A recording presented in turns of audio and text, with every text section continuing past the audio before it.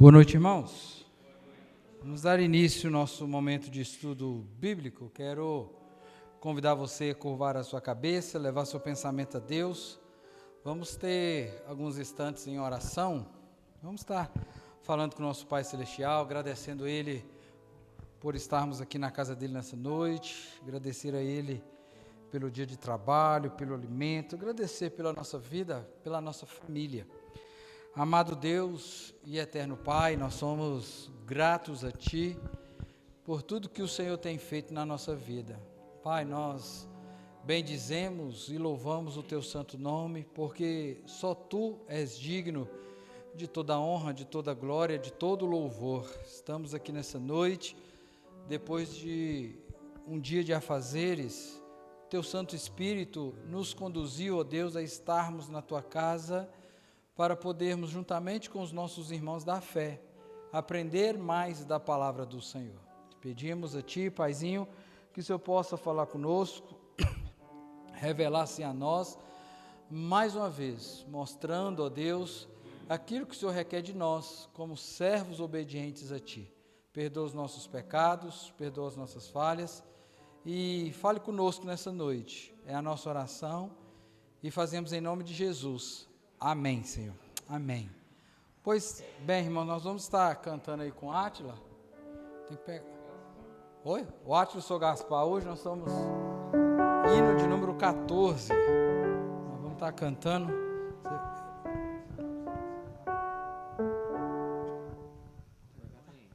Vai projetar, Arthur?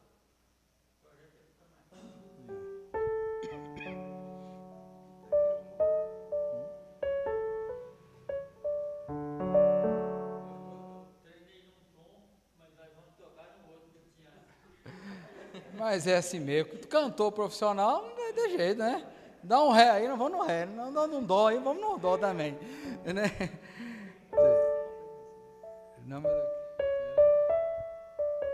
vou segurar para você.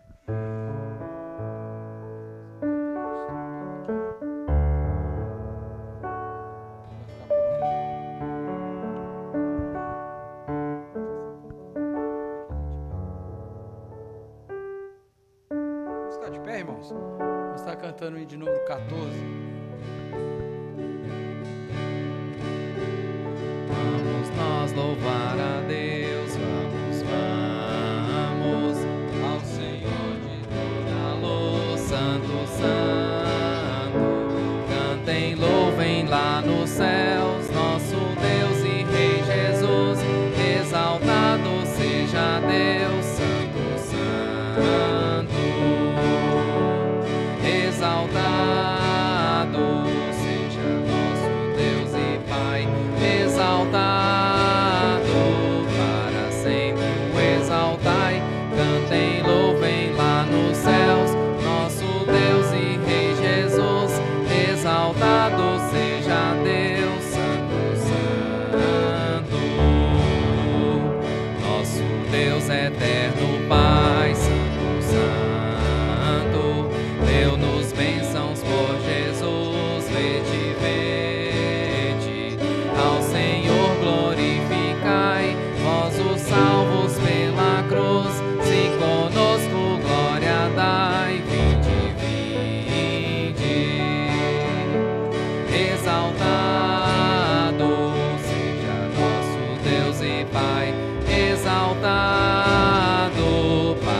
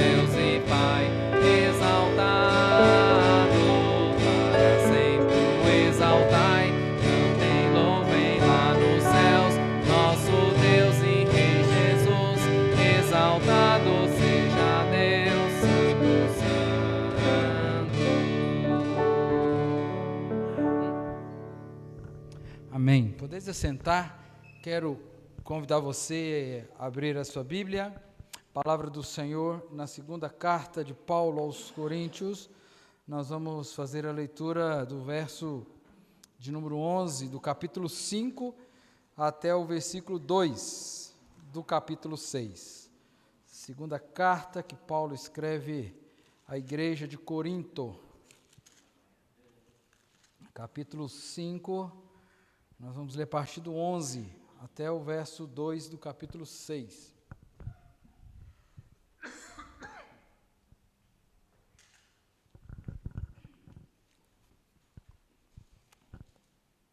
Amém?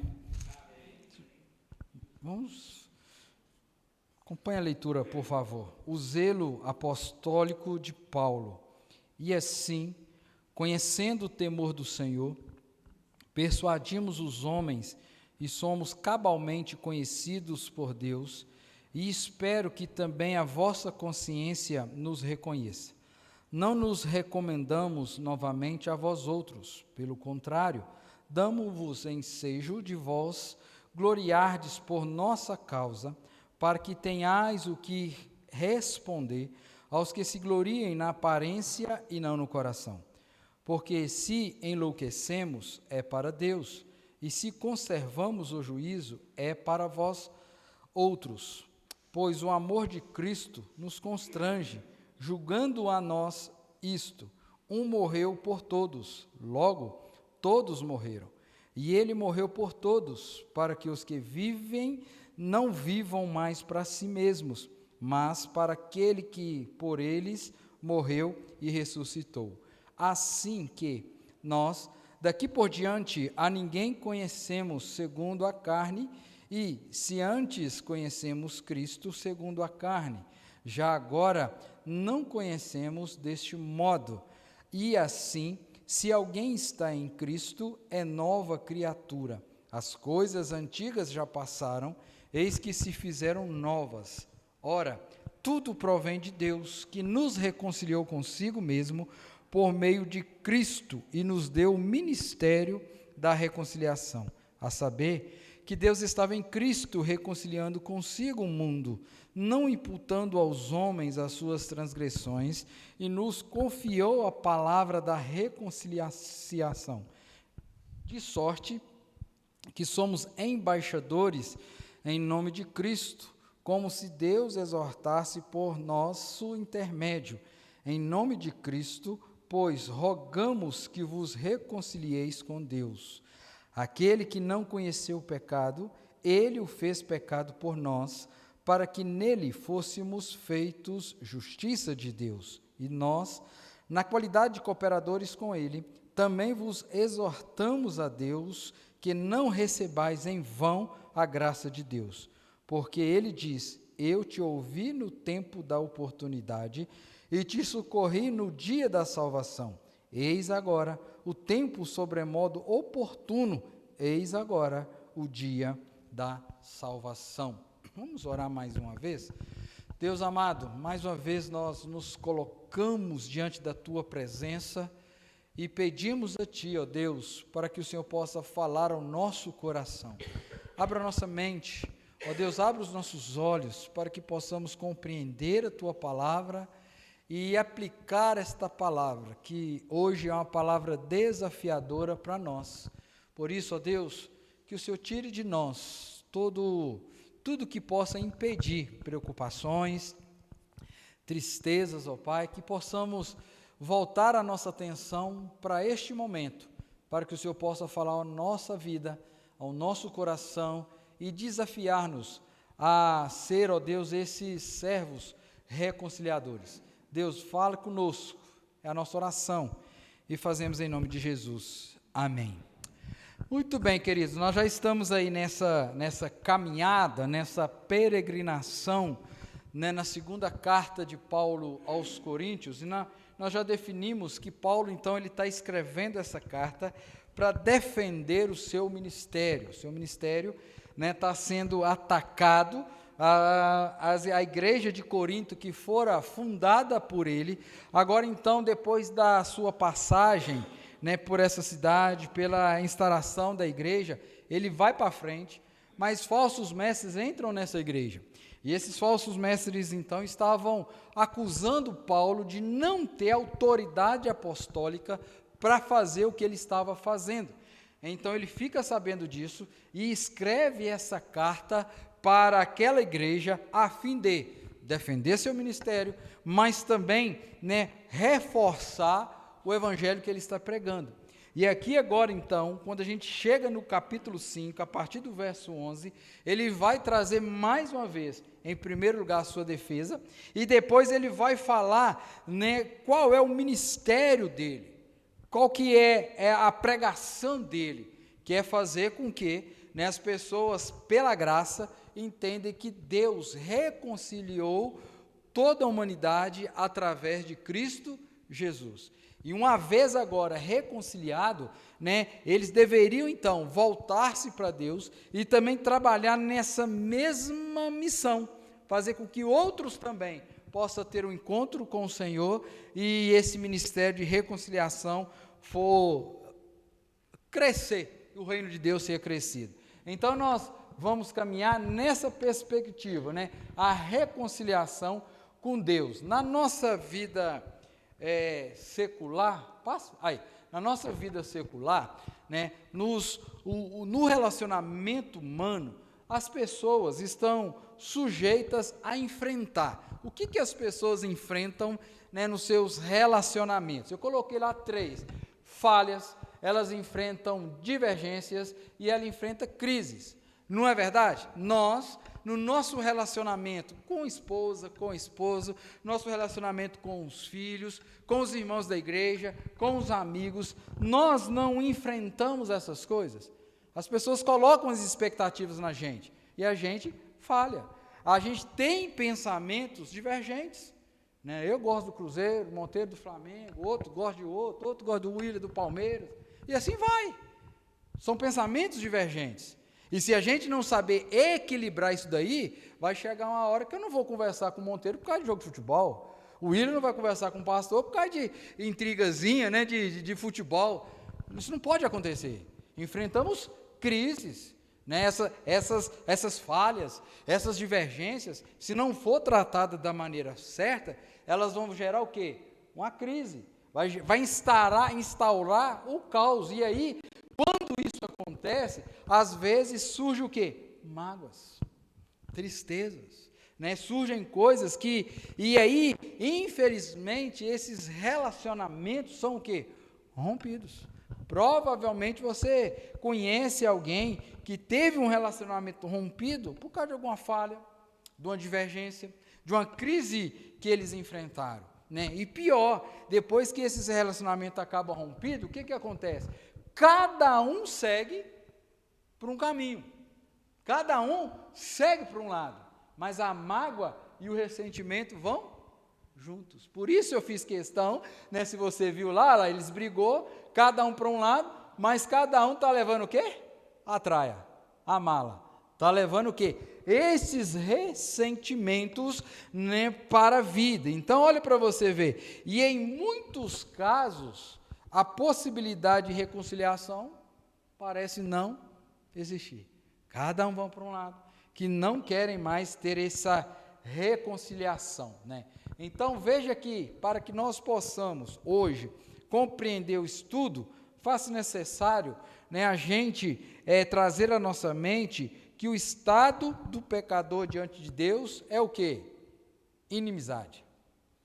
O ser humano, ele é inimigo de Deus. Não é isso que Paulo escreve lá? Todos nós éramos inimigos de quem? De Deus.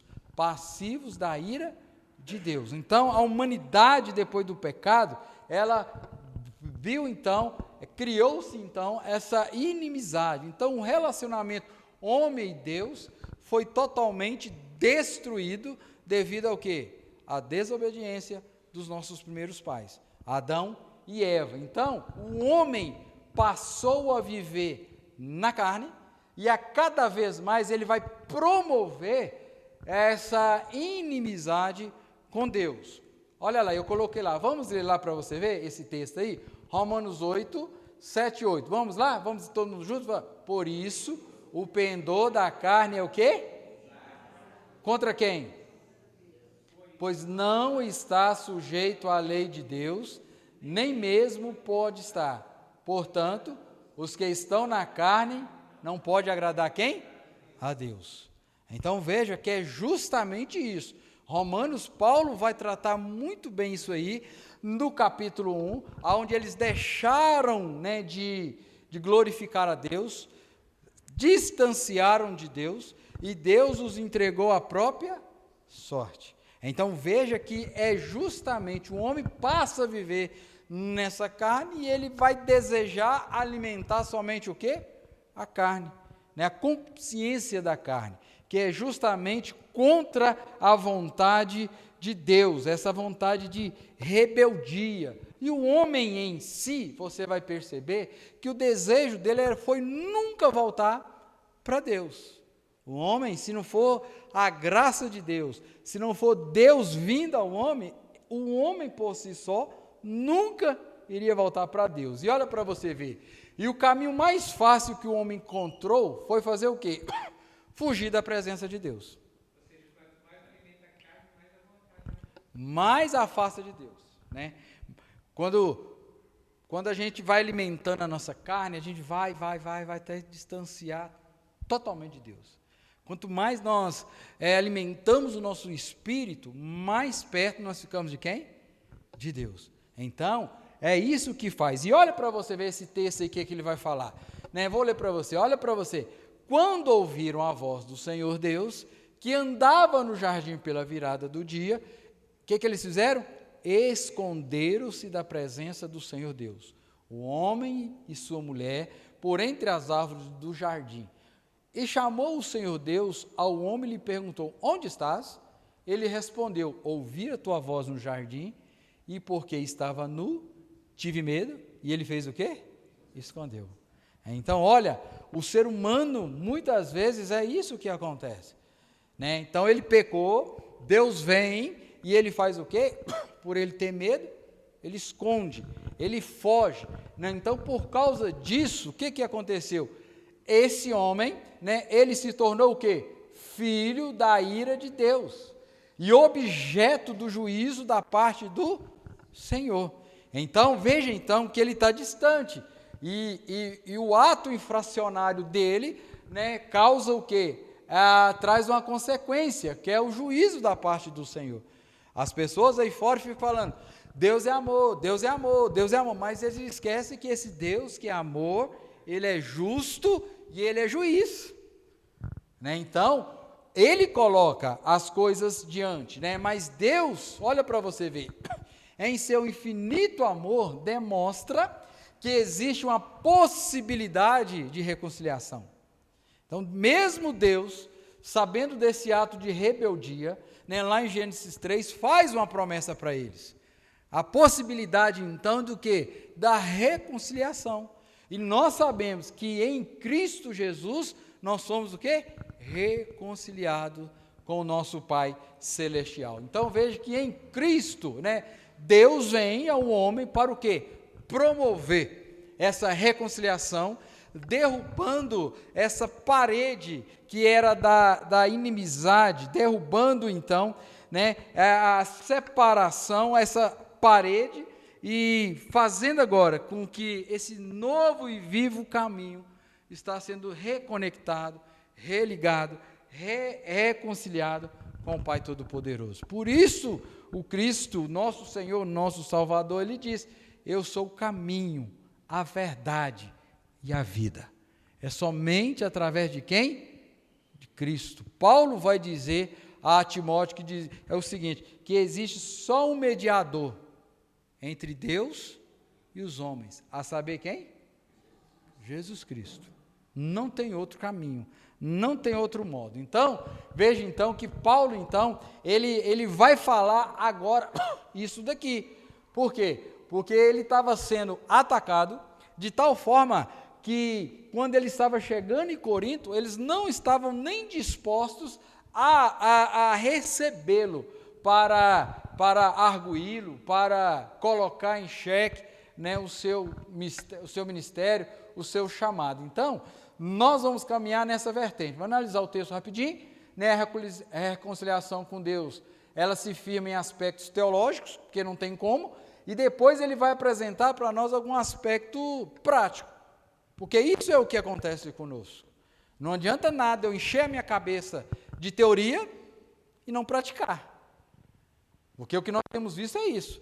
Muitas pessoas conhecem da Bíblia, sabem das leis de Deus, mas não aplicam essa lei de Deus, então de nada adianta, né? Então nós temos que estar atentos a isso daí. Então ele vai falar o seguinte: Paulo, nós sabemos, ele enfrentou aí acirradas oposições no seu ministério. Ao longo do seu ministério, ele passou por diversas ocasiões, a qual trouxe medo para ele, né? Ele teve preso, apedrejado, torturado, fustigado. Perceba você então que Paulo vivia sempre uma vida de ameaças. Ele era ameaçado o tempo todo.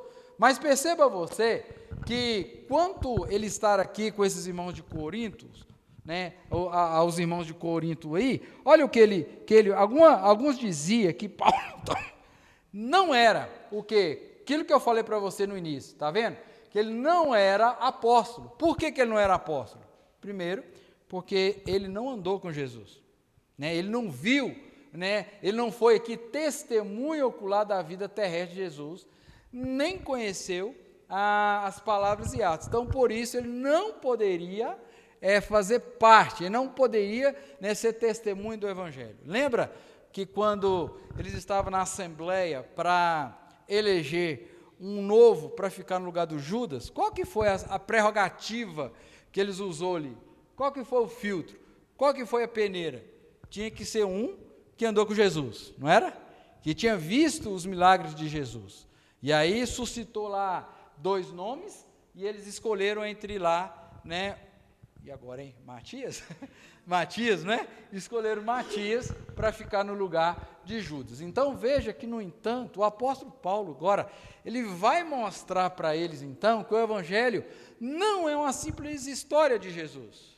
Ele vai muito mais além, mas é o anúncio da morte e da ressurreição de Cristo. Morte por quê? Porque o pecado, né, para ele ser abolido, para ele ser purificado, lembramos os irmãos que no Antigo Testamento um animal era preciso ser morto para que fosse o quê? Purificado. Israel ou qualquer pessoa. Então o animal precisava ser morto. E aí Jesus é considerado o quê? Um Cordeiro de Deus, que tira o pecado do mundo. Né? Então veja então que o Evangelho é a morte, mas não somente a morte, mas também o quê? A ressurreição de quem? Do nosso Cristo. Porque quando ele morre, ele vence o último inimigo, que é o quê?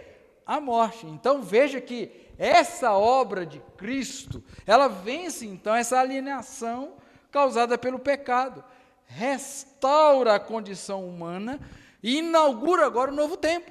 Que novo tempo é esse? As coisas que eu fazia antes, agora eu vou deixar de fazer. Por quê? Porque agora a minha vida foi transformada.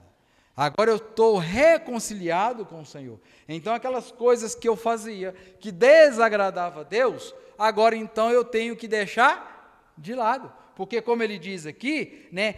E assim, se alguém está em Cristo, é nova criatura. As coisas antigas já passaram, e eis que tudo se fez novo. Agora nós temos uma novidade de vida.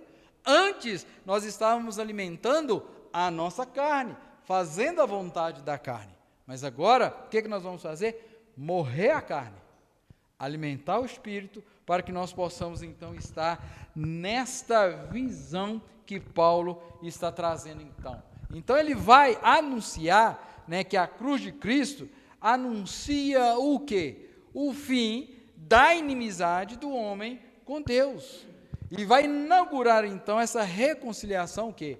Universal. Lembra que quando ele estava crucificado, diz o texto, né, que o véu se rasgou de alto a baixo, fazendo o quê? Abrindo, né, um novo e vivo o quê?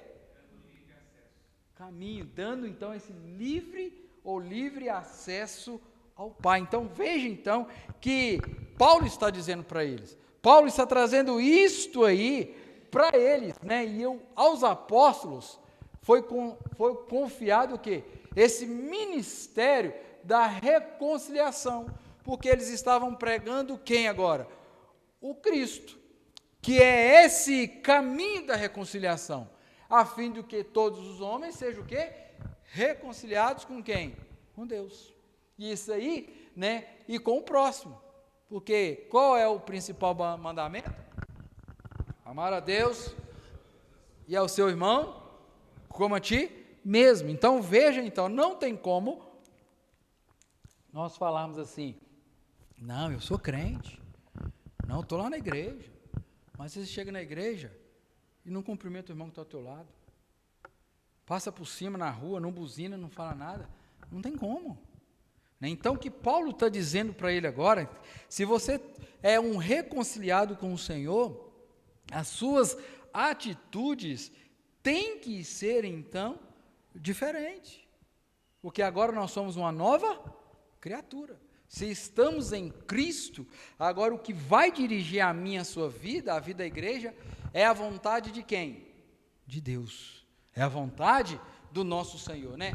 E aí, Calvino, comentando esse texto, olha o que ele vai dizer aqui interessante, né? Esta é uma das descrições mais notáveis do Evangelho, como uma mensagem entregue através de um embaixador, com o fim de reconciliar os homens com Deus.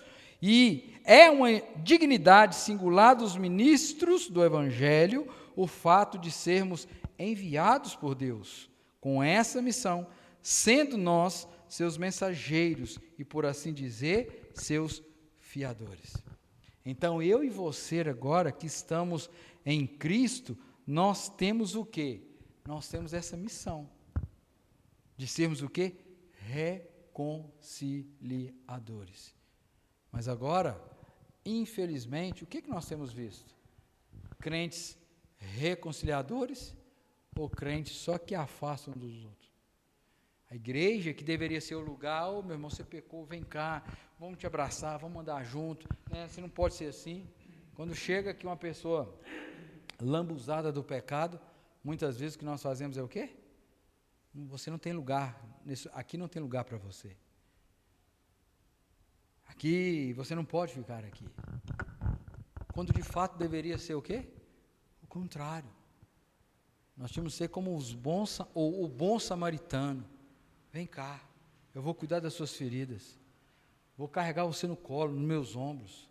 Vou te levar. Eu não posso ficar com você, mas vou deixar aqui. E vou andar assim, igual falar na parábola, né? Olha, vou deixar ele aqui, vou deixar um dinheiro aqui com você, se na hora que eu voltar, se você gastou a mais, eu vou pagar. Olha para você ver, qual que é a minha missão e a sua? É ser o bom samaritano. Porque se não fosse a graça de Deus sobre a minha vida, sobre a sua vida, nós estaríamos igual a eles, ou até mesmo piores.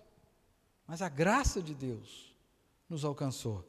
E aí então, em gratidão àquilo que Deus fez por mim e por você, eu quero anunciar o Evangelho, para que todos também possam ter esse encontro verdadeiro com o Senhor. E aí, Paulo vai trazer isso daí para nós. Então, nós vamos ver, né, essa reconciliação com Deus se firma, então, em quê? Nesses aspectos teológicos. Irmão, se vocês tiverem alguma dúvida, pode levantar, tá? Então, olha para você ver, que ao tratarmos da reconciliação, né, do homem com Deus, não podemos ignorar isso daí. O quê? Que é a base doutrinária e teológica da reconciliação. Não tem como a gente olhar sem para esses prismas, né? Então, a primeira coisa que eu quero destacar aqui, são 3, nesse primeiro ponto, é que tudo provém de quem? De Deus. Tudo provém de Deus, né? Nada não vem de Deus. Então, Paulo vai destacar isso aí no verso 18. Olha o que ele vai falar no verso 18 para nós. Ora, tudo provém de quem? De Deus, que nos reconciliou consigo mesmo por meio de Cristo e nos deu o ministério da reconciliação. Então veja você, Deus está dando um presente e agora você vai fazer o que com esse presente? Você vai pegar esse presente, pegar aquele cofre que você está escondido lá no seu quarto, que ninguém sabe, e vai guardar ele lá. É isso que ele está falando aqui? Não é isso que ele está falando. E a ideia presente aqui é a mesma daquela da parábola dos talentos. Um ganhou 5, um ganhou 3, o outro ganhou 2. Aí começou, labutar, negociar, e o outro escondeu. E qual que foi a fala do Senhor quando chegou para aquele que escondeu?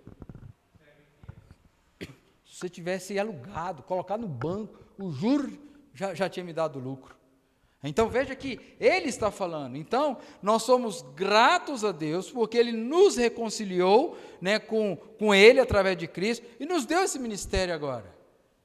Porque Paulo só foi alcançado, porque ele teve aquele encontro, mas depois foi um camarada, um irmão em Cristo, orar com ele, andar com ele, ensinar ele. Da mesma forma, isso aconteceu comigo e com você. Alguém andou com nós, nos ensinou, dar os primeiros passos aí. Então veja que é Deus que inicia tudo, quem age a fim de prover a reconciliação é quem?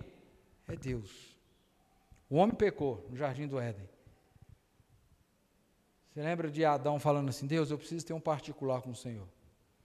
Foi isso que aconteceu? Deus veio. Quando Deus chamou Abraão, que foi: Deus, onde você está? Vem aqui. Não foi Deus que vem a Abraão? Abraão, sai da tua terra, da tua parentela, vai para um lugar que eu te mostrarei. Veja que é Deus. Achou Deus graça em Noé. E veio até Noé. Noé, faz a arca, parará, é assim, assim, assim, assado. Então veja, queridos, que se não fosse a graça de Deus, que eu coloquei essa parte ofendida, é que inicia o movimento de reatar laços rompidos. Perceba a diferença? Nos nossos relacionamentos humanos, a parte ofendida: você está louco, pastor? Fulano fez isso comigo, eu que tenho que ir lá ainda? Você está de brincadeira, pastor, está não? O senhor não sabe o que eu passei, o senhor não sabe o que aquele infeliz falou de mim, o senhor não sabe, pastor, não vou, não é? Mas olha para você ver o que acontece no reino de Deus. É o contrário. Deus vem até nós. Então veja, querido, que a boa nova, ela não parte do homem. Ela não parte de nós. Não é simplesmente mais um dos recursos que o homem criou para tentar encontrar o caminho de volta. Não é isso que acontece, O texto sagrado vai dizer que não há ninguém que busque a quem? Não há ninguém que busque a Deus. Ninguém vai buscar a Deus. Mas Deus, ele vem então, O teólogo Ray Stedman, ele foi pastor americano dessa igreja bíblica lá na Califórnia. Ele é um comentarista reformado. Ele disse o seguinte, a natureza dessa boa nova é tal que nunca poderia ser inventada por homem. Porque o desejo do homem é fazer o quê? Só distanciar da presença de Deus. É só o quê? Afastar de Deus. Ele nunca tem, se não for a graça de Deus. Paulo, pregando lá, quando ele encontra Lídia, se você olhar o texto lá em Atos, vai falar assim, que Deus abriu o coração de Lídia para ela receber. Então veja que é Deus que vem até nós. Então desde Gênesis, quando da queda do homem, a tentativa do homem foi sempre o quê? Fugir de Deus, correr de Deus, para longe de Deus, para distante da presença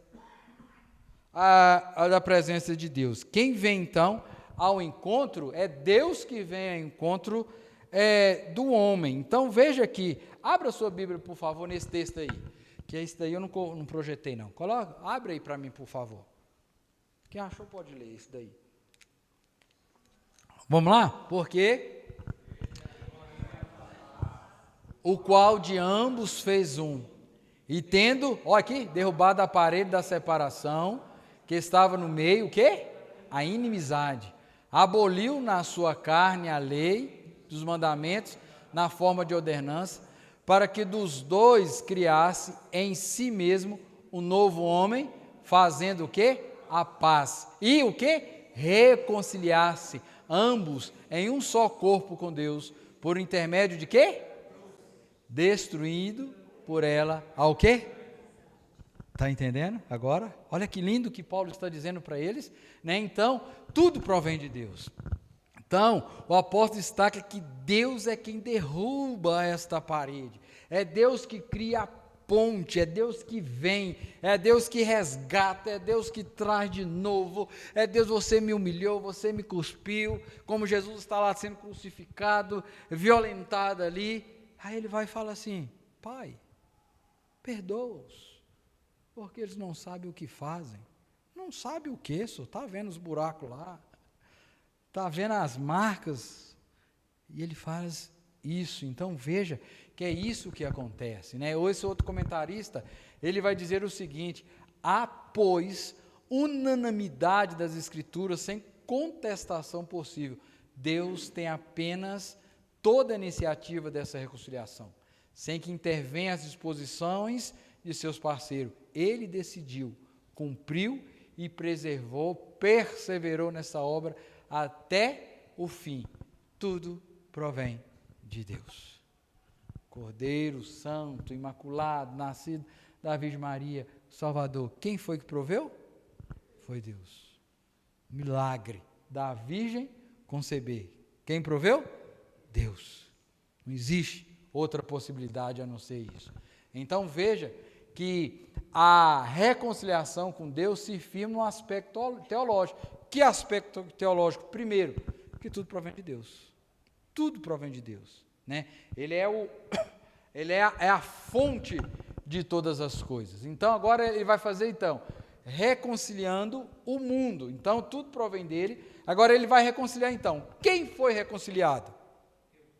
Você, nós, todos que têm Jesus Cristo como único e suficiente Salvador. Então vamos ver lá esse texto aí. Pode pôr aí, que esse aí eu não pus também não. Olha aí.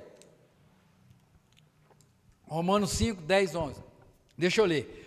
Porque se nós, quando inimigos, somos reconciliados com Deus mediante a morte de seu Filho, muito mais, estando já reconciliados, seremos o quê? Salvos pela sua vida. E não apenas isso, mas também nos gloriamos em Deus, por nosso Senhor Jesus Cristo, por intermédio de quem recebemos agora o quê? A reconciliação. Então veja que você ganha um presente maravilhoso, belo, e você quer mostrar para todo mundo.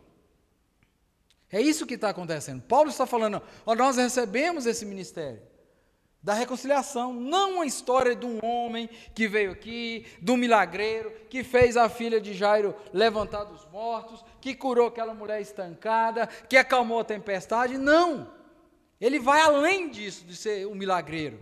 Ele quer reconciliar a humanidade que estava distante por causa dos seus pecados com o Pai Celestial. Então Paulo está dizendo isso para eles, né? Romanos, agora desse texto aí, trata-se do mundo já em sentido voltado para as nações gentias, da esperança, né, de Deus. Vamos lá agora, Romanos, vamos lá para Romanos, olha para você ver, já está lá, olha lá, olha o que ele vai dizer. Porque não quer, irmãos, que ignoreis este ministério, para que não sejais presumidos em vós mesmos, que veio o endurecimento da parte de Israel, até que haja entrado a plenitude dos gentios. O que ele está falando até aqui? Antes ele tinha aquela briga, né? Só para nós judeus. Mas aí agora ele está explicando o endurecimento deles. Houve então a possibilidade para ir para todo mundo. Então veja que ele começa tipo assim, aquela expressão, do micro para o macro. Do pequeno para eles agora, que a função de ter sido Israel escolhido por Deus, não é porque eles são uma nação assim, especial. Eles foram escolhidos por Deus para o quê? Anunciar, apresentar o quê? O verdadeiro Deus. Por isso que ele fala, ouve, ó Israel, existe um único e verdadeiro Deus. Então, a função de Israel era o quê? Anunciar o Deus verdadeiro. Porém, contudo, todavia, o que eles fizeram? Reteram, não quiseram. E aí vem, e assim todo Israel será salvo, como está escrito, virá de ser um libertador, e ele apartará de Jacó suas iniquidades. Esta é a minha aliança com eles, quando eu tirar os seus pecados. Vamos, pode passar. Quanto ao evangelho, são eles inimigos por vossa causa, quanto porém a eleição, amados, por causa dos patriarcas. Porque os dons e a vocação de Deus são irrevogáveis. Porque assim como vós também outrora fostes desobedientes a Deus, mas agora alcançastes a misericórdia à vista da desobediência deles, assim também estes agora foram desobedientes, para que igualmente eles alcançassem a misericórdia à vista da que vos foi concedida, porque Deus a todos encerrou na desobediência, a fim de usar de misericórdia para com todos. Então veja aqui que ele começa lá, e agora o desejo dele é essa reconciliação. Então, vamos passar aqui, em sentido mais abrangente, a humanidade inteira. Então é isso que ele está falando no verso 19, que ele começa lá. Cadê o texto aqui? Deixa eu voltar lá. Então ele começa no 18, reconciliou consigo mesmo por meio de Cristo, e o 19, a saber que Deus estava em Cristo reconciliando consigo quem? O mundo. Quem é este mundo? É a grande pergunta. Quem é este mundo? Oi? É nessa direção, Gilberto. E ele vai dizer isso, consigo o mundo, não imputando aos homens as suas transgressões, e nos confiou a palavra da reconciliação. Veja que, mais uma vez, ele traz um povo. Esse mundo agora não é somente os de Israel, mas toda a humanidade, gentios, gregos, bárbaros, todos aqueles que têm Jesus Cristo agora também estão sendo reconciliados. E esses agora que são reconciliados com Deus, eles também recebem o quê? Uma missão. E nos confiou a palavra de quê? Da reconciliação. Qual que é essa palavra da reconciliação? É o Evangelho de Cristo, que é poder de Deus para salvar, então, queridos, todo aquele que nele crê. Olha para você ver o que diz Colossenses 1:20. Paulo refere novamente sobre todas essas coisas aí. Aí, alguém abre aí para mim, por favor, e lê. Pode ler aí. Que havendo feito a paz pelo sangue da sua cruz, por meio dele, reconciliasse consigo mesmo todas as coisas, quer sobre a terra, quer no céu. Amém? Reconciliando tudo, trazendo tudo de volta, juntando tudo. E aí no verso 15, o que ele vai dizer aí no verso 15? E ele morreu por todos. E aí ele vai continuar, para que os que vivem não vivam mais para si mesmos, mas para aquele que por eles morreu e ressuscitou. Por isso vai falar agora, Cristo vive em mim. Vai, Sr. Gaspar. Sim.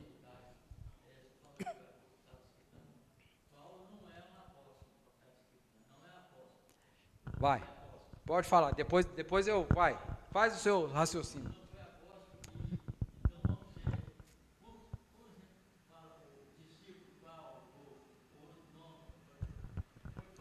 Uhum.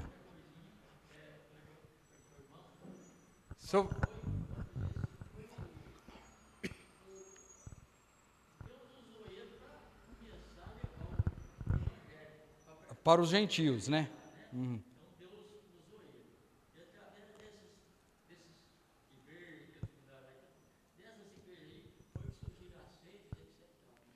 Foi nesse contexto aí, né, justamente de contrapor aquilo que ele estava ensinando, porque eles entendiam que ele não era apóstolo. Mas veja o senhor, que biblicamente ele faz essa defesa. Lá em Gálatas ele fala que ele era um apóstolo nascido fora do tempo. Se você ler o texto de Gálatas, vai falar que logo depois que ele tem aquele encontro, que ele cai, vê a luz, que vai para lá, ele é retirado para as regiões da Arábia. E qual é o tempo que ele fica lá, estudando lá? Quantos? 3 anos. E qual é o tempo que Jesus trabalhou com os seus discípulos? Você está entendendo? Analogia aqui fazendo. Então, aquele texto lá, eu entendo, e muitos teólogos entendem também, que aquele ali, ele sumiu. Aí lá aqui ele vai falar, você lembra que ele falou? Eu fui um homem que foi arrebatado até... Não teve como falar? Quem sabe ele estava lá estudando com Deus, a gente não sabe os propósitos eternos do Senhor. Mas o fato é que quando ele volta desse lugar, ele volta um homem totalmente transformado, mudado, quebrantado, e vai fazer o ministério, né? Então eu creio, e ele fala isso, que ele é um nascido fora do tempo. Então ele é considerado o apóstolo de Cristo, o 13º, no caso, o quarto, né? Porque Matias entrou, né?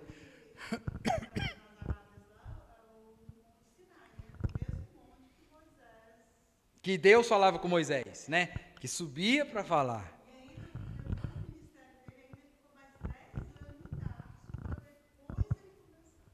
Então veja que houve uma preparação, né? E elementos assim bíblicos que corroboram, né?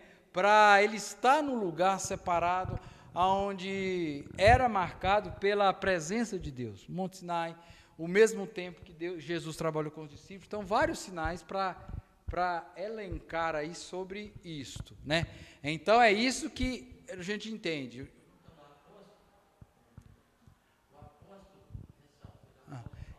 Apóstolo Paulo, porque ele mesmo vai intitular ele, né? Ele.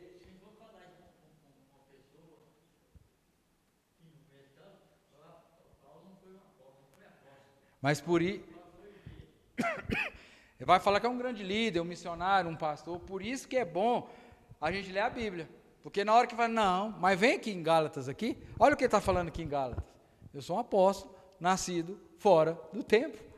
Ele vai falar aqui em Gálatas. Ô Miriam, olha para mim Gálatas aí, no capítulo 1, no verso 2 aí, que ele vai trazer. Vamos trazer esse versículo certinho aí. Você vê, ó, quer ver? Ó, vamos ver quem acha aí primeiro aí. É Gálatas. Achei o capítulo. Não, é Gálatas. Está no capítulo 1 aí, no capítulo 2. Vê aí. De qual assim eu não estou lembrando. Vamos ver se nós achamos aí, para tirar essa dúvida que ele fala, ó.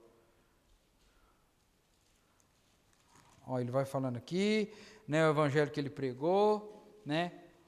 Aqui, ó, olha o que ele vai falar aqui, ó. A partir do verso 10, capítulo 1. Porventura procuro eu agora a favor dos homens ou de Deus? Ou procuro agradar homens? Se agradasse ainda a homens, não seria servo de Cristo. Faço-vos, porém, saber, irmãos, que o evangelho por mim anunciado não é segundo o homem. Aqui, ó. Porque eu não recebi, nem o aprendi de homem algum, mas mediante a revelação de quem? De Cristo. Aí ele vai caminhando. Porque ouvistes qual foi o meu proceder, outrora do judaísmo, como sobrenaneiro perseguia, eu a igreja de Deus a devastava. A minha nação, quanto ao judaísmo, avantajava-me a muitos da minha idade, sendo extremamente zeloso das tradições dos meus pais. Quanto, porém, ao que me separou antes de eu nascer e me chamou pela sua graça aprove, revelar seu Filho em mim, para que eu pregasse entre os gentios, sem detença, não consultei carne nem sangue, nem subi a Jerusalém para os apóstolos, antes de mim, mas parti para as regiões da Arábia, voltei outra vez para Damasco. E ele vai discorrendo aqui, deixa eu ver aqui se é aqui que ele fala, mas eu posso procurar lá e ver qual o endereço certinho, né, porque nós não temos aqui, nós vamos achar e depois a gente vai trazer aqui onde que ele fala que ele, né, é um apóstolo nascido fora do tempo. Então, olha, ele vai trazer as características, que ele não aprendeu com Pedro, Tiago, João, Filipe em Jerusalém. O próprio Cristo se revelou a ele, né? Então, ele vai falar isso, né, daí. Então, olha, então, ele vai falar, ele vai trazer que ele é, então, esse apóstolo fora do tempo. Achou? Qual que é? Aí, então tá para lá. Então vamos lá então. Primeiro, é quando ele fala lá do ministério, né? Quer ver? 1 Coríntios 15, 8. Vamos lá então. Olha o que ele vai dizer aí, Sr. Gaspar, 15, 8. Olha o que ele vai dizer, parará. E afinal, depois de todos, foi visto também por mim como um nascido fora do tempo, porque eu sou o menor dos apóstolos. Opa! Então ele está intitulando apóstolo aqui agora. Olha o 9, né? Porque eu sou o menor dos que mesmo não sou digno de ser chamado apóstolo, pois percebi a igreja de Deus. Persegui, né? Mas pela graça de Deus sou o que sou, e a sua graça que me foi concedida não se tornou vã. Antes, trabalhei muito mais do que todos eles. Todavia, não eu, mas a graça de Deus para comigo. Então, ele está agora trazendo, né, as características deste apóstolo. Então, veja que ninguém é excluído desse convite por motivo de raça, cor, condição ou classe. O que corrobora para isso? Lembra a visão que João tem lá do Apocalipse? Que ele viu gente procedente de todas as tribos, raças, línguas e nações. O Evangelho do Senhor, então, né, que começou lá com o povo judeu, ele foi o quê? Desdobrando e chegou até os confins da terra. Sede minhas testemunhas, Jerusalém e aos confins do mundo. E louvado seja Deus. Para aquela região nós estamos aqui no confins do mundo, mas chegou até nós. Louvado seja Deus. Por que chegou até nós? Porque homens que receberam esse ministério começou então a pregar. E Hamilton, 166 anos atrás, chegou ao Brasil, foi falando desse evangelho, e hoje nós somos salvos em Cristo Jesus. Amém? Então, a reconciliação não é a propriedade de alguns grupos, não. Para todos, né? E uma porta que está totalmente aberta a todos. Então, qual que é o preço da reconciliação? Então, tudo isso aqui são elementos o quê? Teológicos, está dentro da teologia. Então, os textos são unânimes. Nos reconciliou consigo mesmo, por meio de quem? Cristo. No verso 18, a saber que Deus estava em quem? Em Cristo, reconciliando quem? O mundo. Então, veja aqui, que ele vai dizer, em Romanos 5, Paulo vai enfatizar que o preço da reconciliação era o quê? A cruz de Cristo. Ele pagou, né, as nossas dívidas. A cruz, então, ela vai anunciar o quê? O fim da inimizade com Deus, e inaugurar essa era de reconciliação. E aí, olha para você ver, Colossenses 2, 14 e 15, alguém abre lá para mim? Ah lá, vamos lá? Tendo cancelado o escrito de dívida que era contra nós, constava de nossa, o qual nos era prejudicial, removeu o quê? Não só metade, não? Não tem que fazer uma parte. Temos? Removeu-o inteiramente. O que significa? Por completo. Não deixou nenhuma mancha. Não tem como. Ele fez tudo. E cravou aonde? Na onde? Aonde? Na cruz. Né? E aí ele continua dizendo que e despojando os principados e as potestades publicamente, os expôs ao desprezo, triunfando deles aonde? Na cruz. Então veja que é isso que acontece. E aí então, né, ele rasgou esse escrito aí, colocou lá, e agora ele criou essa ponte entre o homem e Deus. 1 Timóteo 2,15. Vamos lá. Vamos lá? Portanto, não sou mediador. Amém. É somente Ele. É por Ele e para Ele que são todas as coisas. É justamente isso. Então veja aqui, para nós terminarmos aqui, a justiça e a santidade de Deus foram satisfeitas aonde? Na cruz, em seu Filho Jesus. Por isso, aqui, verso 21, aí, aquele que não conheceu o pecado, ele o fez pecado por quem? Por nós, por mim e por você, para que nele fôssemos feitos justiça de Deus. Então veja você que esses aspectos teológicos Paulo está mostrando para eles, né? A condição desse homem pecador, mas que Deus nos amou de tal maneira, né? Deus amou o mundo de tal maneira que entregou o seu Filho unigênito para todo aquele que nele crê, não pereça, mas tem o quê?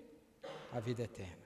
Então veja que essa reconciliação com Deus não é uma história que eles estavam inventando, é aquilo que Deus já havia prometido. Amém? Alguma dúvida até aqui? Me dá 10 minutos para terminar? Pode? Só tem 2 pontos hoje, então vamos lá. Agora a reconciliação com Deus apresenta o aspecto prático. Então o que ele fez até agora? Ele apresentou a teoria da coisa, a matéria. Agora nós vamos fazer os exercícios, né? Matemática. Ele apresentou, né? Falou como é que era, como é que procede. E agora? O que eu vou fazer com isso? Se Deus me salvou na cruz, né, cancelou todo edito, o que eu vou fazer? Vou cruzar os braços? Ficar de braços cruzados? Não. Agora, eu tenho uma missão. Nós temos uma missão. Então veja que já tínhamos visto uma abordagem teológica. Paulo agora vai recorrer a essa doutrina para fazer essa exortação de caráter prático a eles. Agora, olha, vocês foram reconciliados com Deus, então vocês têm que agir diferente. O modo, o proceder, o testemunho é diferente. Então, agora ele vai trazer essas práticas e vivências como consequência daquele que teve a sua vida reconciliada com Deus. Então, qual que ele vai falar? Novas criaturas, novos padrões. Como você quer mudar o resultado se continua fazendo as mesmas práticas? Vai mudar? Eu sou crente, mas não tenho uma vida devocional, não tenho uma vida de intimidade com Deus, não tenho uma vida de oração, não tenho uma vida de intimidade com Deus.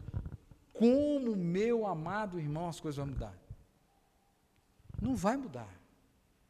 Se você plantar batata, você vai colher batata. Se você não mudar o saquinho de semente lá, outra cultura, vai nascer o quê? Batata. E aí ele vai falar, ele vai entrar agora. Agora, nós somos novas criaturas. Então, o verso 17, e assim alguém está em Cristo, é o quê? Nova criatura. Agora, o meu pensamento tem que estar alinhado ao pensamento de quem? De Deus. Né? Os propósitos de Deus. Então, a ênfase aqui dessa afirmação está em que, quando uma pessoa está em Cristo, ela faz parte agora, então, do quê? Dessa nova criação, o que implica o quê? Uma nova forma de existência, pois as coisas antigas passaram e tudo se fez novo. Então o camarada, ele vai falar, roubava, agora não vai o quê? Mentia, não vai mentir mais, por quê? Agora ele foi transformado, agora ele é uma nova criatura, vive uma vida nova.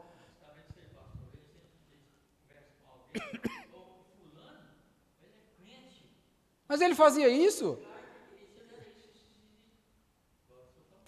Não é? E Paulo, naquele texto que nós lemos lá em Gálatas, ele vai falar, eu era perseguidor da igreja, zeloso no que diz respeito ao judaísmo.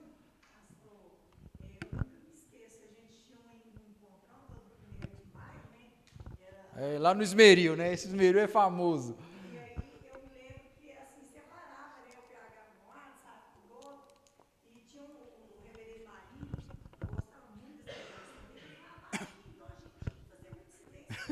A gente está concentrado, né? E eu nunca esqueci dele comentar sobre isso, que ele tinha um amigo, desde pequeno, estudava juntos, sempre amigos, sempre fazia tudo junto. E aí ele aceitou Jesus e eles continuaram ali. O tempo passou e um dia ele já na igreja, já há um tempo, um dia falou para mim, ele falou, não, peraí, a gente sempre andou junto, sempre fez as coisas junto, agora eu aceitei Jesus, minha vida é diferente, eu mudei. E você também precisa de aceitar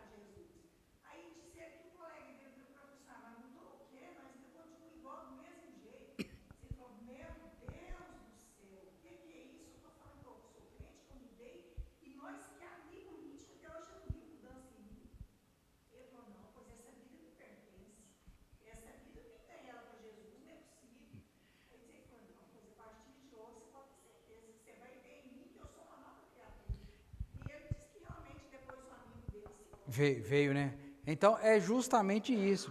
Por que que, né?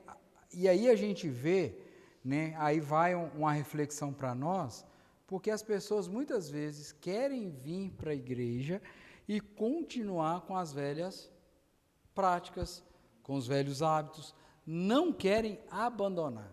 O evangelho é uma ruptura com o mundo. A Bíblia fala, se você se constitui amigo do mundo, naturalmente você é inimigo de quem? Não tem como fazer uma ponte.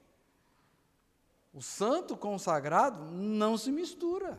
É água e óleo. Não tem jeito. Mas aí o que o mundo tem tentado pregar para nós? Essa paz, né? Essa coisa, como é que chama aqueles, tem todas as religiões junto, quando... Isso daí, né? Não tem como, queridos, não tem como. Então, quando a gente é alcançado pela graça de Deus, nós vamos abandonando as coisas velhas, né? Abandonando, nós vamos tornando nova criatura. Por isso que Paulo vai dizer lá em Filipenses, aquele que começou a boa obra em mim há de completar, vai tirando, né, as cascas, aquela roupagem toda de pecado, para transformar nós nessa nova criatura, né? Então, olha para você ver, senão nós já tivemos esse encontro, né? Se estamos numa vida nova, nós não podemos tratar as pessoas da mesma forma que era antes. Não é, a Bíblia não fala, né? Se você levar um tapa na cara, o que você tem que fazer? Dá outro murro na cara dele, dá um mais forte. É assim que fala? Vira a outra. Se alguém te faz andar uma milha, anda mais uma. Você tem uma capa, tira um e dá para ele. Então veja que há uma mudança, há uma transformação, e este nós não se refere somente a Paulo, mas todos os cristãos, que tínhamos um proceder, que tínhamos uma vida antes do Evangelho. Né? Tem um rapaz que eu gosto de ver aquelas tirinhas dele lá, né? E ele trouxe, não sei se quem viu esses dias aí, né, que todo cristão é ex alguma coisa. É ex alguma coisa. Aí deixa eu te falar, você sabe quem foi Augusto dos Nicodemos? Sabe quem foi Augusto dos Nicodemos? Foi um ladrão. Ele foi um boêmio. E ele falou. Mas olha para você ver a transformação quando acontece verdadeiramente nas pessoas. Né, tentou. Né, olha o que ele fez. Ele roubou um posto de gasolina. Mão armada. Ele ia no boteco, mandava o cara trazer a cerveja, na hora que o cara virava, ele saía fora e deixava sem pagar a conta. Mas um dia ele falou assim, que o chamado dele, né, a conversão dele já veio atrelada com o chamado. E ele falou assim, agora eu não posso, agora eu sou crente, pregar a palavra, como é? Ele foi lá no bar. Fulano, aquela vez lá, quanto que eu devo, senhor? Está aqui, toma aqui. Aí ele falou, o pai dele era advogado. Pai, e agora, e o posto? Vai lá, diz ele que vendeu um carro. E chegou para o senhor Luiz, que era o dono do posto, senhor Luiz, aquele dia lá, quem roubou seu posto foi eu. E eu estou aqui para devolver o dinheiro. Eu tive que vender um carro, porque ele fala na inflação, teve que vender o carro para dar. Aí diz ele que, e o pai dele falou com ele, olha, se ele te denunciar, você vai ser preso. Mas ele falou assim, pai, eu estou disposto a pagar. Diz ele que tinha uma dificuldade enorme para pregar o texto lá do Zaqueu. Mas ele foi lá e entregou. Deu uma Bíblia para o senhor Luiz. E teve a sua vida transformada. O cara lá traz outros, a tiazinha, feiticeira, mulheres que outrora viviam uma vida totalmente devassa. Mas hoje são mulheres que propagam o evangelho por onde elas andam. Não é? É justamente isso. Né? Perceba que quando tem um encontro verdadeiro, há uma mudança, há uma transformação na vida das pessoas. E aí o que acontece? As pessoas querem viver um pé aqui, um pé cá. Não tem jeito da gente servir dois? Não tem. Então é isso que ele está falando. Pode falar, Miriam?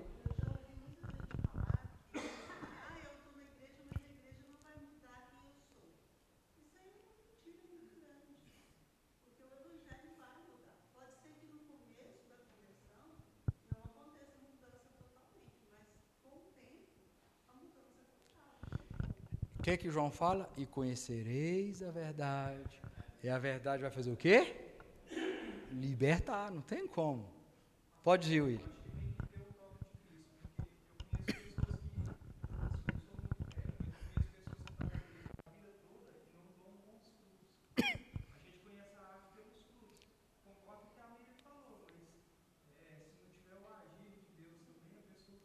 Mas aí, vamos responder teologicamente, biblicamente, estrategicamente. A Bíblia nos ensina a parábola do joio e do trigo. Eles vão estar juntos aqui. Eles vão estar juntos aqui. Mas lembra só o primeiro? O Senhor conhece o caminho do justo. O caminho dos ímpios perecerá. Eles vão crescer. Senhor, nós vamos marcar o joio? Não. Deixa crescer tudo junto. Às vezes esses joios que está é até para provar a nossa fé. Né? A gente conhece. Tem gente que está na igreja, muito mais tempo que nós, não vê a transformação.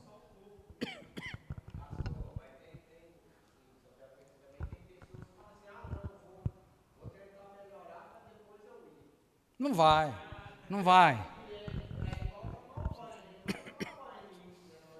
Né? Então é isso. Então as normas que orientam são aquelas que valem para todos, né? Então ele reivindica e exortava as pessoas que se reconciliassem, né, de acordo com o quê? Com esses novos critérios de uma nova vida, o perdão, né? Ele estar ali disposto a trazer então aquilo que ele estava sendo acusado, né, mas ele estar ali, não estou com raiva de vocês, estou aqui para mostrar para vocês o que vocês estão fazendo aí de errado. Então esses critérios são regulados, por quê? Pelo amor de Cristo que nos constrange. O amor de Cristo é constrangente, porque sendo nós ainda, né, inimigos de Deus, Ele resolveu nos amar. Então, né, e agora, então nós vimos que a nova criatura, ou novas criaturas, um novo padrão. Não tem como você falar que foi transformado, que passou por um processo de conversão e ainda continua as velhas práticas. Tem que ter uma ruptura. Não foi isso que aconteceu com Zaqueu? Rompeu. Aquela pergunta idiota.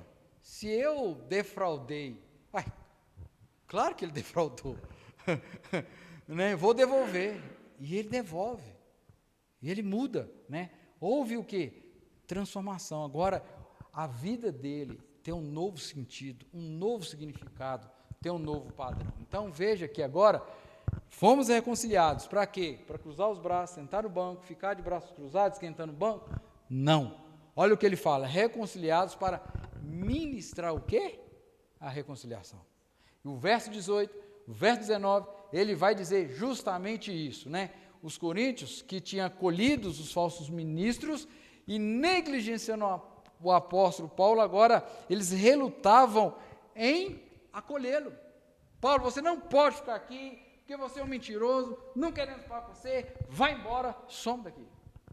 E ele, não, vem cá, vamos conversar. Porque é justamente isto que acontece. Lembra lá da parábola das ovelhas lá, que deixou e foi atrás? 99 está aqui, vou atrás de uma. É isso que Deus faz. Ele vem até nós, então. Então, veja que Paulo, então...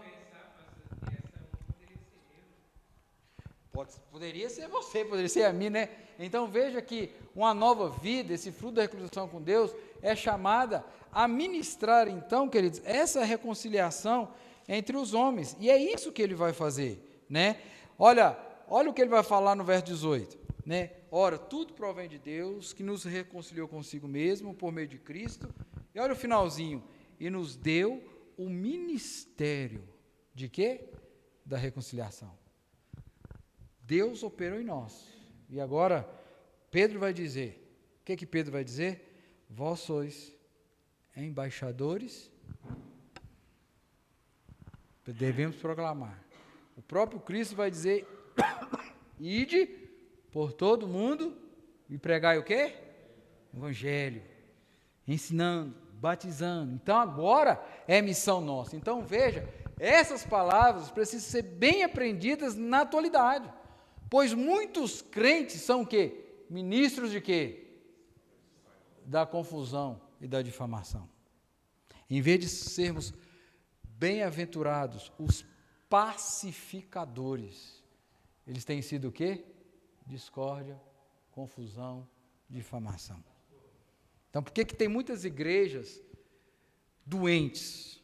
Porque esses ministros têm provocado discórdia, confusão e o quê? Difamação dentro da igreja. Às vezes nós mesmos acreditamos nas mudanças, nas transformações das pessoas. Mas assim, mas ele era assim e tal, será que mudou mesmo? Será que foi transformado? E é justamente isso, né? Sr. Gaspar?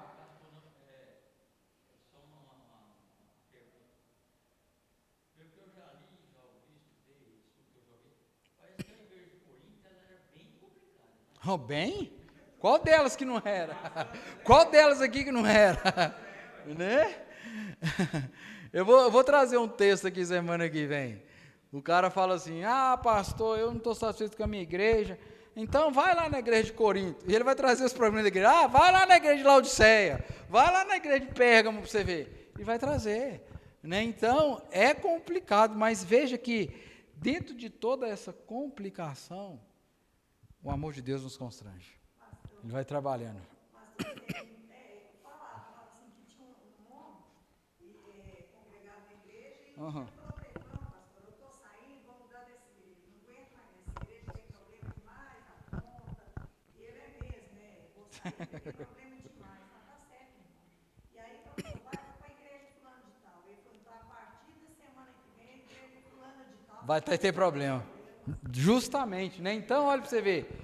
Lábios bajuladores estão a destilar o veneno do engano e a promover intrigas na igreja. Por isso o salmista vai dizer assim, Senhor, põe guardas aonde? Um irmãozinho lá em São Miguel falava assim, pastor, se eu não puder ajudar, se eu não puder abrir minha boca para ser bênção, para maldição também eu não vou ser. E aí a gente dá a desculpa, né? Não, eu sou assim. Eu sou assim mesmo, né?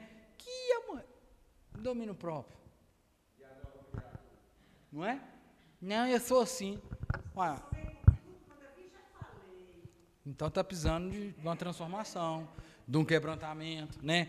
De ir lá em Jeremias, quebrantar lá, fazer o vaso de novo, quebrar de novo, fazer de novo. Né? Então, converter, né? Deus tem confiado à sua igreja o ministério dessa reconciliação, que caracteriza pelo quê? Pela proclamação da palavra. É o anunciar, é o pregar que vai falar. Então, a palavra que desafia o amor ao perdão e a aproximação, ela só é possível através de quem? De Cristo. Cristo é o nosso maior exemplo. Por isso a oração do Pai Nosso, perdoa-nos as nossas dívidas, assim como nós temos perdoado. Queremos o perdão de Deus, mas será que temos perdoado os outros? Ou igual aquela parábola lá, o cara devia um tanto, o rei lá foi fazer um acerto, o rei perdoou ele saindo da coleteira, do Ministério da Fazenda, do escritório do contador do lá, me dá, eu quero agora. A gente muitas vezes diz assim, queremos o perdão de Deus, mas não queremos perdoar aqueles que estão próximos a nós. Então, por último, ficou faltando um M ali, de sorte que somos embaixadores em nome de quem? Como se Deus exortasse por nosso intermédio. Então, nós somos boca de Deus. Amém ou não amém? Somos boca de Deus. Nós temos que ter uma palavra branda, séria, mas também com amor. Porque Deus vai usar a mim, vai usar você para mostrar o caminho. Então, o verbo que Paulo emprega, a expressão, somos embaixadores, ser mais velho ou mais velho. O que isso quer dizer? O fato extraordinário a respeito da embaixada, desenvolvida por Paulo aqui, é o seu relacionamento com a atividade de Deus, com que promove essa reconciliação. O que ele está falando aqui é que nós agora, que fomos reconciliados com Deus, que temos a palavra de Deus, agora nós somos então, vivemos uma nova vida e agora nós temos condições, porque a ideia do mais velho aqui é uma pessoa o quê? Mais experimentada, que viveu a vida, que já passou pelos caminhos que muitos novos vão passar. A ideia aqui é justamente isso. Então, Paulo está dizendo, olha, vocês foram alcançados, tiveram a transformação, e agora vocês estão jogando esse presente fora. Mas não é isso que vocês têm que fazer. Por isso, ele fala, né? O verso 2 do capítulo 6. E nós, na qualidade de cooperadores com ele, também vos exortamos a que não recebais em vão a graça de Deus. Porque ele diz, eu te ouvi no tempo da oportunidade e te socorri no dia da salvação. Deus nos alcançou. Deus nos salvou. Mas agora, como cooperadores desse evangelho, nós também devemos ser o quê? Esses propagadores do evangelho. Como eles vão crer se não há quem pregue? É eu e você que fomos alcançados por essa graça que vamos ser instrumentos do Senhor para levar essa salvação. Então, como conclusão, Paulo queria enfatizar que aqueles que são enviados por Deus precisam ser recebidos e acolhidos como embaixadores, por meio de quem Deus ministra o quê? A reconciliação. Então, o que ele está dizendo é justamente isso. Eu sou um autêntico servo de Deus. As minhas características, vocês já sabem. Mais atrás, a gente já viu isso daí, que eles estavam reclamando que eles não receberam carta, ninguém apresentou Paulo escrito. E Paulo vai dizer que as credenciais dele é as próprias marcas de Cristo. Então, ele está falando isso. Né? Então, aquele que anuncia boas novas, né, ele deve ser recebido, que ele está trazendo a palavra de Deus, esperança. Então, a nova vida em Cristo habilita o crente que não apenas a ministrar, mas também colaborar nessa obra de reconciliação com Deus através da sua vida e proclamação. Então, se você, querido, tem a certeza que já foi reconciliado com Cristo, você tem uma missão. E qual é a missão? Proclamar, testemunhar, né, através das suas ações, de tudo que você faz aí para a glória de Deus. E por último, eu deixei essa pergunta: por que alguns crentes se tornam então ministros, igual o William falou?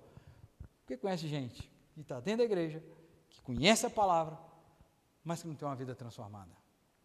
Das duas, ou foi ludibriado, enganado, convencido e não convertido.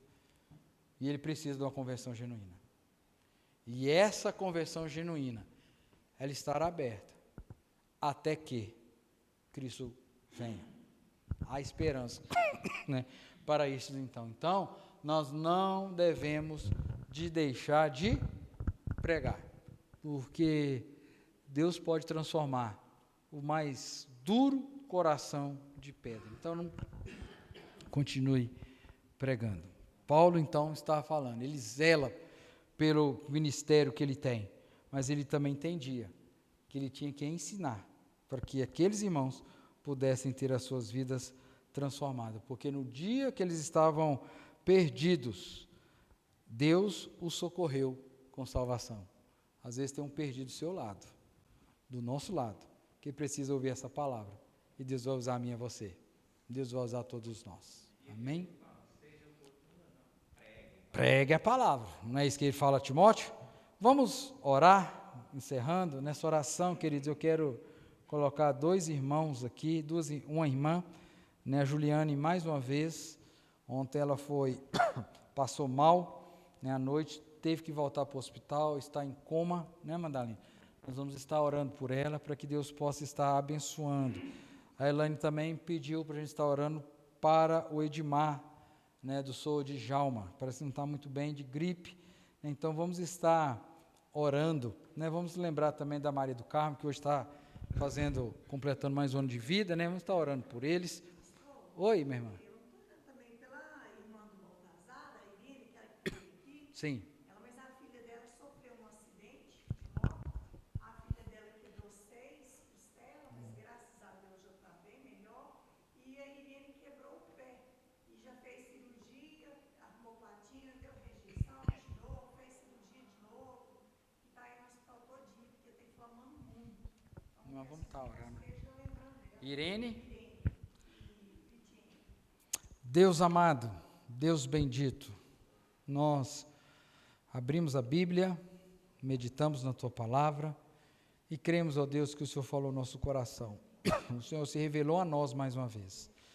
Agora, ó Deus, não permita que isso que o Senhor trouxe a nós venha ser guardado na gaveta do nosso cérebro e sem ser colocado em prática. Deus, nós vimos que o Senhor nos reconciliou através de Cristo Jesus.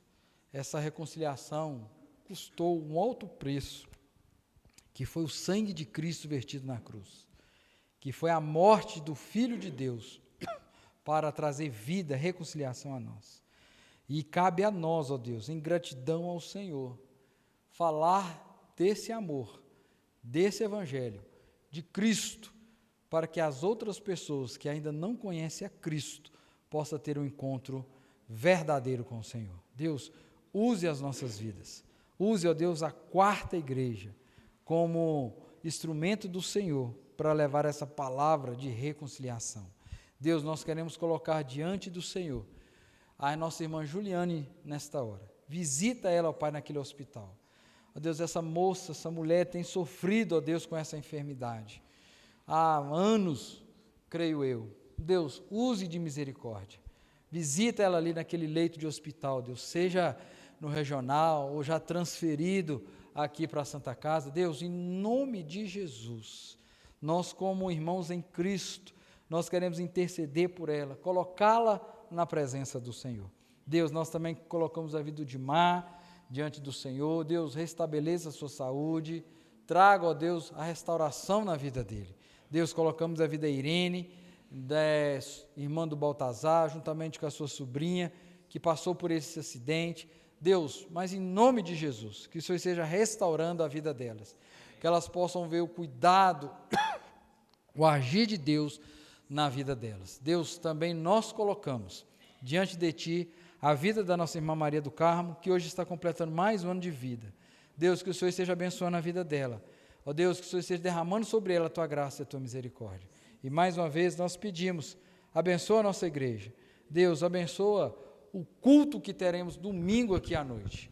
Vai ser um culto de batismo, profissão de fé, vai ter celebração da ceia. Muitos familiares, ó Pai, destes que irão ser batizados estarão aqui. Ó Deus, por isso eu peço ao Senhor, que o Senhor use a vida de todos que vão fazer uso do microfone, que sejam instrumentos do Senhor para levar salvação àqueles que entrarem dentro desse salão, que ainda não têm essa salvação. Ó Deus, que o Senhor nos leve os que vão fazer uso do microfone, essa palavra de reconciliação, e que o Teu Santo Espírito possa trabalhar nesses corações, e eles possam render ao senhorio do Senhor.